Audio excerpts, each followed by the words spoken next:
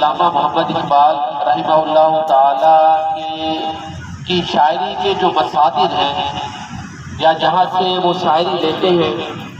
ان میں بنیادی مصدر قرآن کریم ہے۔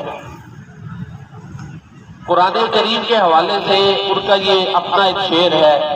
خاص بہت مشکل اس سیل معانی کا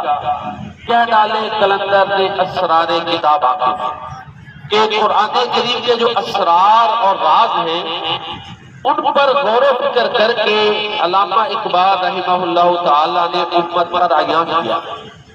واضح کیا، ظاہر کیا۔ اور انہیں کا شعر ہے جس میں وہ یہ کہتے ہیں کہ اگر تم اپنے کردار میں بہتری لانا چاہتے ہو، مثبت تبدیلی لانا چاہتے ہو، تو پھر قرآن کریم میں غوطہ زن ہو جاؤ، قرآن کریم کو پڑھو سمجھو، قرآن میں غوطہ زن ہو اے مرد مسلمان۔ اللہ